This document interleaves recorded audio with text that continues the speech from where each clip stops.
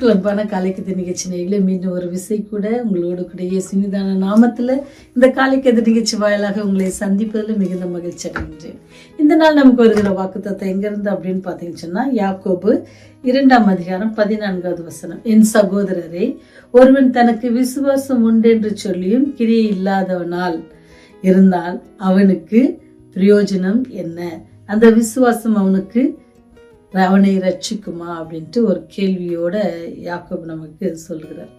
என்ன அப்படின்னு சொன்னா, நம்முடைய விசுவாசம் செயலுள்ள விசுவாசமா இருக்கிறதா, அல்லது விசுவாசம் என்னது கிரி இல்லாத விசுவாசமா இருக்கிறதா அப்படின்றத நம்ம ஆராயறதுக்கான ஒரு தருணம் இன்னைக்கு நமக்கு கிடைச்சிருக்கு. ஏன்னு சொன்னா, நானும் நீங்களும் கூட என்ன செய்யறோம், ஆண்டவரை விசுவாசிக்கிறோம்.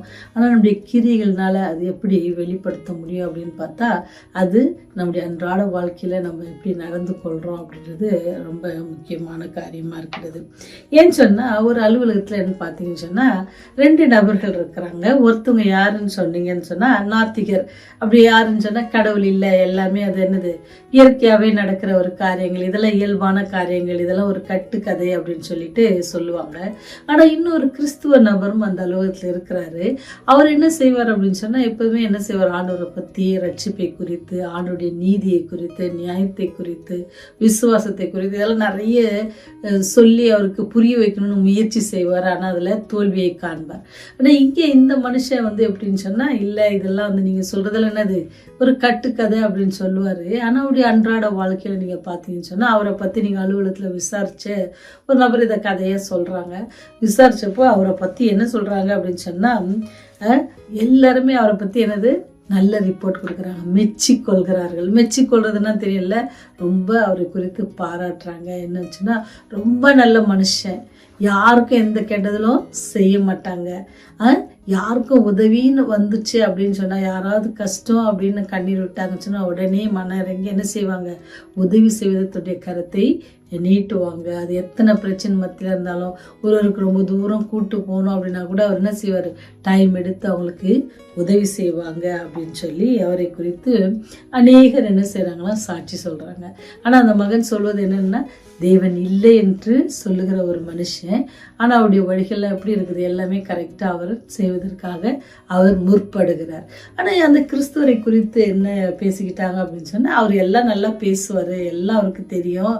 ஆனா இவரை மாதிரி அவர் அவ்வளவு நல்லா செய்ய மாட்டாங்க அப்படின்னு சொல்றாங்க. என்ன ஒரு இதில் அப்போ உங்களுடைய விசுவாசம், கிறிஸ்துவர்களாக இருக்கிற நீங்களும் நானும் எப்படி இருக்கிறோம், கிறிஸ்துவை சொந்த ரட்சகராக ஏற்றுக்கொண்டிருக்கிற நீங்களும் நானும் நம்முடைய வாழ்க்கை எப்படிப்பட்டதாக இருக்கிறது, இந்த கிறிஸ்துவரை போல இருக்கிறதா, அல்லது பாருங்க, கிறிஸ்துவே இல்லை அப்படின்னு சொல்ற மனுஷனிடத்துல நல்ல குணாதிசைகளை காண்கிற மக்கள் கிறிஸ்தவர்கள் என்று சொல்லுகிற உங்களிடத்திலும் என்னிடத்துல என்ன செய்வாங்க, நம்மை ரொம்ப அதிகமாக நம்ம பார்ப்பாங்க. இவங்க இயேசுவை போல இருக்காங்களா, இவங்க இயேசுவை போல மற்றவங்களுக்கு உதவி செய்கிறாங்களா, இவங்க இயேசுவை போல உண்மை பேசுகிறாங்களா, இந்த மாதிரி நிறைய காரியங்கள் நம்ம எடுத்து அவங்க எதிர்பார்ப்பாங்க. அதனால தான் அப்போஸ்தலனாகிய பவுல் சொல்றார், நீங்கள் நடமாடும் நிருபங்களாக இருக்கிறீர்கள் அப்படின்ட்டு சொல்லுவார். ஏன்னு சொன்னா, நம்ம அவங்க பார்ப்பாங்க. ஏன்னா ஆண்டவரை பற்றி அல்லது இயேசு கிறிஸ்துவை பற்றி, அவருடைய கல்வாரி சிலுவை பற்றி அநேகர் எல்லாருக்குமே தெரியும். அப்போ அது அவரை பின்பற்றவர்கள் வாழ்க்கையில் அந்த மாதிரி இருக்குதா அப்படின்னு சொல்லி அவங்க எதிர்பார்ப்பாங்க. அதனால தான் நீங்கள் பார்த்தீங்கன்னு சொன்னால், நல்ல சமாரியன் கதையில் பார்த்தீங்கன்னு சொன்னால், அங்கே ஆசாரியன் வருவாங்க, லேவியன் வருவாங்க, தேவனுடைய நியாய நெறிகளை கரெக்டாக பண்ணுறவங்க. அவங்க என்னது, அவங்க ஒரு கடவுளுக்கென்று எல்லா காரியங்களையும் செய்கிறாங்க. ஆனால் அவங்ககிட்ட என்ன இல்லை, அன்பு இல்லை, தயவு இல்லை, பரிவு இல்லை, இரக்கம் இல்லை. இந்த பண்புகள்லாம் உங்களுக்கும் எனக்கும் ரொம்ப அதிகமாக இருக்கணும், தேவனை பின்பற்றுங்கள். ஏன்னு சொன்னால், ஆண்டவர் உங்கள் மேல் என் மேலும் வைத்த அன்புனாலும், அவர் உங்கள் மேல் அவர் வைத்த கிருபை, இரக்கம், தயவு, பரிவு, இதெல்லாம் தான் நம்ம என்ன செய்யுது, இன்னைக்கும் நம்மளை உயிரோட வச்சிருக்கு. இல்லை அப்படின்னு சொன்னால், நம்ம எப்போ பாவத்தில் மாண்டு போயிருப்போம்ல, நம்ம பாவத்தின் சம்பளம் மரணத்துக்கு நம்ம ஒப்பு கொடுத்துருப்போம். ஆனால் ஆண்டவர் அந்த மரணத்தை ஏற்றுக்கொண்டு நமக்கு என்ன செஞ்சிருக்காரு, ஜீவனை கொடுத்துருக்குறாங்க. அதனாலதான் நீங்களும் நானும் என்ன செஞ்சிட்டு இருக்கோம், வாழ்ந்துட்டு இருக்கிறோம். இப்படி நமக்கு ஏற்படுத்திருக்கிற ஒவ்வொரு காரியங்களிலும் நம்ம யோசித்து பார்க்கிற பிள்ளைகளா இருக்கணும். காயமடைந்து குற்றுயிரா இருக்கிற மக்களை பார்த்துட்டு என்ன செய்யறாங்க, இந்த ஆசாரியனும் லேவினும் போறாங்க. ஆனா அந்த பக்கம் சமாரியன் அவன் உன்னையும் அந்த ஸ்டேட்டஸ் ரொம்ப அந்த காலகட்டத்தில் ரொம்ப அவனை அதிகமா உயர்த்தியோ அல்லது அவங்கள தாழ்மைப்படுத்தி பேசுகிற ஒரு பிரிவினராக தான் அங்கே வைத்திருந்தாங்க. ஆனா அந்த மனுஷன் என்ன செஞ்சான், அந்த அங்க குற்றீரா இருக்கிற மனுஷன் மேல என்ன செஞ்சாரு, இறக்கப்பட்டாரு, தயவு பெற்றாரு. ஆனா ஆண்டவருக்கு தேர்ந்தெடுத்து ஆசாரியன் தேவனுடைய சன்னிதானத்துல ஊழியம் பண்ணுகிற பிள்ளைகள், நியாய நெறிகளை எல்லாத்தையும் கை கொள்கிறவர்கள் என்ன செஞ்சாங்க, அதை மறந்து போயிட்டாங்க. அப்போ இன்னைக்கு நமக்கு சொல்லுகிற ஒரு காரியம் என்னன்னு சொன்னா, நீங்களும் நானும் கிறிஸ்தவர்களாக இருக்கிறோம், இல்லை கிறிஸ்துவை ஏற்றுக்கொண்டிருக்கிறோம், இல்லை கிறிஸ்துவை ஏற்றுக்கொள்ள போகிறோம் அப்படி இருக்கிறவங்க என்ன செய்யணும்னா, நம்முடைய அன்றாட வாழ்க்கையில நம்முடைய கிரியைகள் மூலமாக என்ன செய்யணுமா, ஆண்டுடைய நாமத்தை நம்ம உயர்த்தணும் அல்லது பிரஸ்தாபப்படுத்தணும் அப்படின்றது தேவனுடைய கட்டளையா இருக்குது. ஆனா அந்த அன்பின் கட்டளையை நம்ம என்ன செய்யணும், மறந்து விடாதபடிக்கு தேவன் நம்மேல் காட்டின அந்த இரக்கத்தையும் தயவையும் ஆண்டவர் அறியாத பிள்ளைகள் அல்லது கஷ்டப்படுகிற பிள்ளைகள் எல்லாருக்கும் என்ன செய்யணும், நம்ம காட்டணும் அப்படின்னு சொல்லி விரும்புறாங்க. ஏன்னு சொன்னா, வேதம் அறிந்தும் பிறருக்கு இறங்க மனம் மற்ற ஆசாரியனா, வேதம் அறியாதிருந்தும் மனதுருகி தியாகம் சிரமம் ஏற்று உதவி செய்த சமாரியனா அப்படின்னு நீங்க தான் சிந்திக்கிறதுக்கான ஒரு பகுதியா இருக்குது. ஏன்னு சொன்னா, எல்லாம் அறிந்து நம்ம செய்யல அப்படின்னு சொன்னா நம்முடைய விசுவாசம் என்னது, அது முழுமை பெறாது. அது என்னது, அது நம்மை ரட்சிக்காது.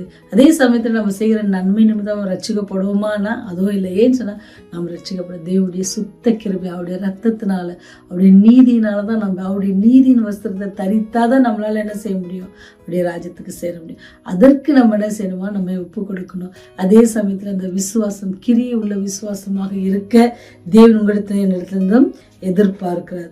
அதனாலதான் தனக்கு விசுவாசம் உண்டு என்று சொல்லியும் கிரியையில் இல்லாதவனானால் அவனுக்கு பிரயோஜனம் என்ன அப்படின்னு சொல்லி சொல்லப்பட்டிருக்கிறது. அப்ப நம்ம விசுவாசம் எப்படி இருக்கணுமா, கிரியை உள்ள விசுவாசமாக இருக்கணும் அப்படின்னு சொல்லி சொல்லப்பட்டிருக்கு. அப்ப நம்ம யாரு மாதிரி இருக்கிறோம் அப்படின்னு நீங்களும் நான் என்ன செய்யணும், நமக்கு கேள்வி கேட்கப்பட்டிருக்கிற மனசை சிந்திப்போம்.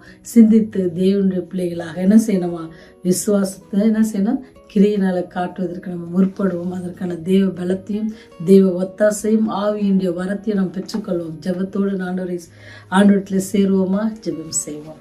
கிருபை நிறைந்தவரே, தயவு நிறைந்தவரே, எங்கள் மேல் பரிதாபம் கொண்டவரே, எங்களுக்கு பரிவு செய்கிறவரே, எங்களுடைய தேவைகளை சந்திக்கிறவரே, எங்களுடைய குற்றங்களை பாராதபடிக்கு ஒவ்வொரு நாளும் மனது இறங்கி ஒவ்வொரு நாளும் புதிய கிருபையினாலும் ஆசீர்வாதத்தினாலும் எங்களை நிறைக்கிறவரே உண்மை நன்றியோடு துதிக்கிறோம், சோஸ்தரிக்கிறோம்.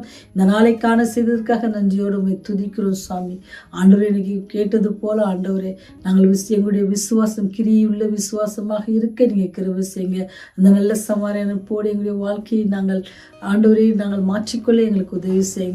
சத்தியத்தையும் அறிந்து எல்லாவற்றையும் அறிந்து ஆண்டவரே மற்றவர்களை நாங்கள் நேசிக்காதபடிக்கு மற்றவருடைய தேவையை சந்திக்காதபடி இருப்போம்னு சொன்னா தயவாய் எங்களை மன்னித்து மற்றவர்களோடு கூட ஆண்டவரே உண்மை காணும்படி உண்மை நேசிக்கிறது போல மற்றவர்களை நாங்கள் நேசிக்கதான ஒரு எண்ணத்தை எங்களுக்கு தாங்க ஆண்டவரே. இந்த நாளிலும் கூட மனபாரத்தோடு கண்ணீரோடு கவலையோடு இருக்கிற பிள்ளைகளுக்கு ஆண்டவரே யாராவது சமாரியனை போல சென்று காரியங்களை செய்ய நேரிடுமானால் அதை செய்யத்தக்க அவருடைய கைகளை பலப்படுத்துங்க. எங்களுக்கு அந்த மாதிரி ஒரு வாய்ப்பு கிடைக்குமானால் நாங்களும் அதை செய்ய நீ எங்களுக்கு உதவி செய்யுங்க. தேவ ஞானத்தில் எங்களை நிரப்புங்க. ஆவியினால் எங்களை நீர் ஆட்கொள்ள வேண்டுமா கெஞ்சி மன்றாடுகிறோம். ஆண்டவரே, எல்லாவற்றுக்கும் மேலாக ஆண்டவரே எங்களுடைய பாவங்கள் குற்றங்கள் குறைகள் எல்லாவற்றையும் ஒரு விசை கூட மன்னித்து ராஜா அப்படி ராஜ்யம் வரும்போது நினைத்தல் நம்ம இயேசுவின் வழியாக ஜெபிக்கிறோம் ஜீவன நல்ல தகப்பனே. ஆமென், ஆமென்.